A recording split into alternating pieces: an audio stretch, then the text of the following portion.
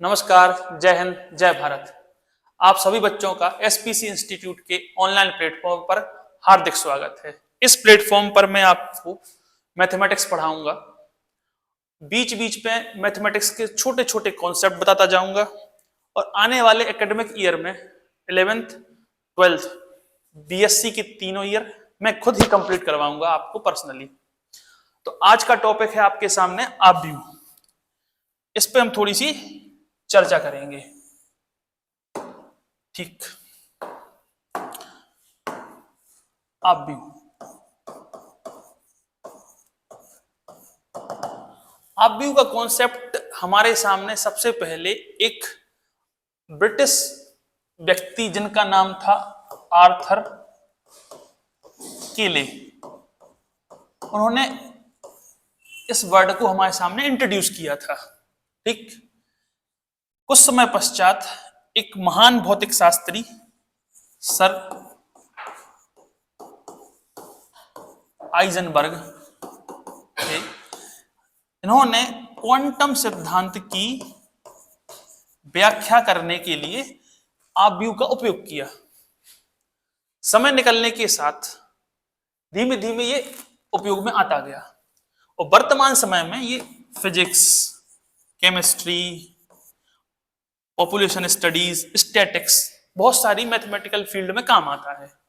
ठीक है, अब ये अच्छा एक बहुत बढ़िया टॉपिक है पढ़ने के हिसाब से। इसमें मैं आपको एक छोटा सा कॉन्सेप्ट बताना चाहता हूं जिसमें बच्चे अधिकतर कंफ्यूज होते हैं, वो है मल्टीप्लिकेशन, मतलब कि आव्यूहों का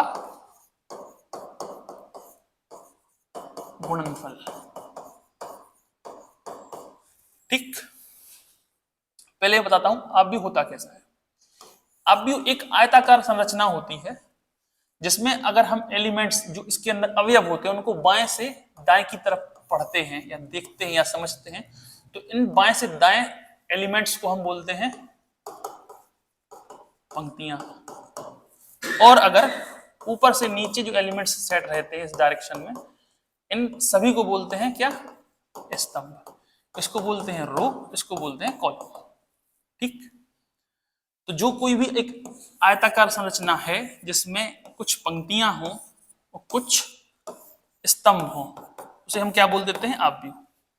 अब पंक्तियों की संख्या और स्तंभों की संख्या होगी जो आव्यूह के अंदर, वो हमें यहां पे लिखनी पड़ती है। वो इस आव्यूह की क्या बताती हैं? साइज।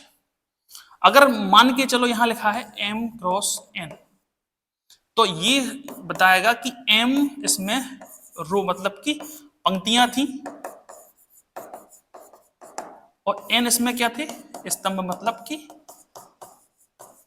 कॉलम थे। ठीक, इसको पढ़ते कैसे हैं? m बाय n या m cross n।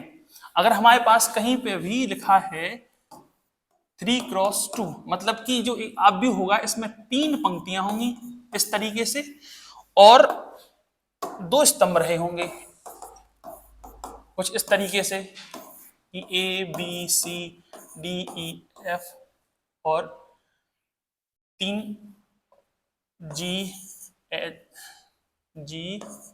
H I, sorry ये 3/3 का हो गया। अगर 3/2 का बनाना है आपको तो 3 पंक्तियां रखनी पड़ेंगी और 2 स्तंभ, मतलब कि ऐसे A B C D E F। ये 3 क्रॉस 3 का है, ये 3 क्रॉस 2 का है, क्योंकि इसमें एक पंक्ति, 2 पंक्ति और 3 पंक्ति है और एक स्तंभ और दूसरा स्तंभ। इसमें 1 2 3 1 2 3, ये 3/3 का हो गया। ठीक, अगली स्लाइड पे चलते हैं। तो आपको बेसिक सी जानकारी क्या हुई कि एक आयताकार संरचना होगी जिसमें कुछ ना कुछ पंक्तियां होंगी, कुछ स्तंभ होंगे। तो चलो हमने एक आव्यूह लिया A जिसकी साइज है m क्रॉस n, एक दूसरा आव्यूह लिया हमने B जिसकी साइज है n क्रॉस l। तो अगर मैं पूछूं इन दोनों का क्या करना है? गुणा, हमें निकालना है AB। तो गुणा करने से पहले हमें यह पता होना चाहिए कि इन दोनों आव्यूह को गुणा हो सकता है या नहीं हो सकता। तो आव्यूहों का आपस में गुणा केवल एक ही कंडीशन पे हो सकता है कि ये जो ए लिखा है इसको बोलते हैं प्री मल्टीप्लायर और इसको बोलते हैं पोस्ट मल्टीप्लायर। मतलब कि पहला अपव्यू या दूसरा अपव्यू। तो पहले अपव्यू में पंक्तियों की संख्या, स्तंभों की संख्या दूसरे अपव्यू में पंक्तियों की संख्या के बराबर होनी चाहिए। मतलब कि पहले अपव्यू में स्तंभों की संख्या बराबर दूसरे अपव्यू में पंक्तियों की संख्या। ये है तब जाके दोनों अपव्यूओं गुणा हो सकता है। मतलब कि यहाँ पे पहले अपव्यू में स्तंभ की संख्या कितनी है n और दूसरे अपव्यू में पंक्तियों की संख्या कितनी है n, ये आपस में बराबर है।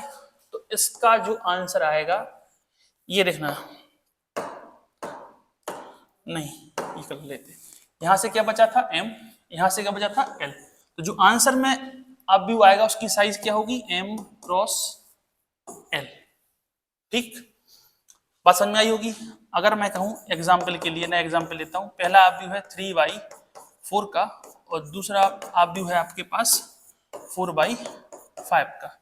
तो जो इनका मल्टीप्लिकेशन होगा, पहली बात हो पाएगा, बिल्कुल हो पाएगा, क्योंकि इसमें स्तंभों की संख्या 4 है, इसमें पंक्तियों की संख्या 4 है, दोनों आपस में बराबर हैं। तो जो आंसर आएगा 3x5 का। ठीक, बात बनती है। अगली बात, अगर ए कोई अपव्यू है, ठीक, बी कोई अपव्यू है, ठीक, अभी साइज हमने आपको डिफाइन नहीं की, और मैं कहता हूं सर कि भाई ए बी आ गया, ए बी आपके पास आ गया। ऑब्वियस सी बात है कि हाँ, पहले अपव्यू में स्तंभ की संख्या दूसरे अपव्यू में पंक्ति की संख्या के बराबर होगी, तभी जाके ए क्रॉस बी या ए डॉट बी आ गया है। अब मैं आपसे कहूं सर कि बताइए भाई बी आ सकता है क्या? बी आ सकता है। तो ये अनिवार्य नहीं है कि अगर ए बी आया है, ए बी परिभाषित है, तो बी ए भी परिभाषित हो। परिभाषित होने का मतलब कि बी ए निकाला जा सकता हो, हर बार जरूरी नहीं है। ये साइज पे डिपेंड करता है। कैसे? अगर इसकी साइज है 4x5, इसकी साइज है 5x4, तो a क्रॉस b कितना हो जाएगा? यहां से ये दोनों सेम हुए, तो बचा कितना यहाँ 4, यहां से बचा 4x4। अब ba की बात करें तो ba के लिए पहले b लिखना पड़ेगा, तो b की साइज कितनी है? 5x4, और a की साइज कितनी है? 5x4। तो बी ए निकालते समय देखिएगा, यहां 4 है, यहां 5x4, 4 5 4, और सॉरी ये हमने 4x5, तो इसमें देखिए ये 4 और ये 4 सेम, तो इनका आंसर आ जाएगा, कितना आएगा? यहाँ 5, यहाँ पे भी 5। समझ में आई बात? तो अब आप कहोगे सर कब नहीं हो सकता? जैसे ए की साइज रख दूं मैं 3x2 और बी की साइज कर दूं मैं 2x5, तो आप ए भी तो निकाल सकते हो 3x5 का, लेकिन बी ए निकालते समय ये परिभाषित नहीं होगा, आंसर नहीं आएगा, क्योंकि बी की साइज कितनी होगी? 2x5 और ए की साइज कितनी होगी? 3x2। तो ये कहाँ सेम है? ये सेम नहीं है। तो मतलब आप क्या कंक्लूजन पे पहुंचे, क्या निष्कर्ष पे पहुंचे कि अगर ए बी परिभाषित है तो ये जरूरी नहीं है कि हर बार क्वेश्चन में, हर परिस्थिति में बी ए भी आपका निकल के आए। ऐसा हो सकता है कि बी ए परिभाषित ना हो। आई बात समझ में? मुझे लगता है कि आपको मल्टीप्लिकेशन की बेसिक कंडीशन समझ में आ गई होगी कि दो अपव्यू का गुणा कब हो सकता है। अगर कोई प्रॉब्लम हो इस वीडियो में, कहीं कंफ्यूजन क्रिएट होता हो, तो मुझे कमेंट में बताइएगा, मैं इसको फिर से एक्सप्लेन कर दूंगा। और जहां तक है 1-2 दिन के अंदर मैं बीएससी की क्लासेस लेने वाला हूं, जिसके वीडियोस आपको एसपीसी इंस्टीट्यूट के यूट्यूब चैनल पे मिल जाएंगे, क्योंकि बीएससी के अभी एग्जाम आने वाले हैं, तो बच्चों की बहुत डिमांड थी कि सर बीएससी के वीडियो अवेलेबल करा दीजिए, तो बहुत जल्द आपके सामने वीडियोस मिल जाएंगे 1 से 2 दिन के अंदर। मैं अब देखिए टाइम कम बचा है, तो मेजर 3 है, फर्स्ट, सेकंड और थर्ड। तो अभी मैं इतना करा दूंगा कि आप बहुत अच्छे से एग्जाम निकाल लेंगे। लेकिन नए एकेडमिक सेशन से मैं आपको एक क्वेश्चन से, एक कंसेप्ट से सब कुछ सिखा दूंगा। कोई भी दिक्कत हो तो आप मुझे कमेंट बॉक्स में बता सकते हैं, मेरे नंबर पर कॉन्टेक्ट कर सकते हैं, व्हाट्सएप कर सकते हैं। धन्यवाद।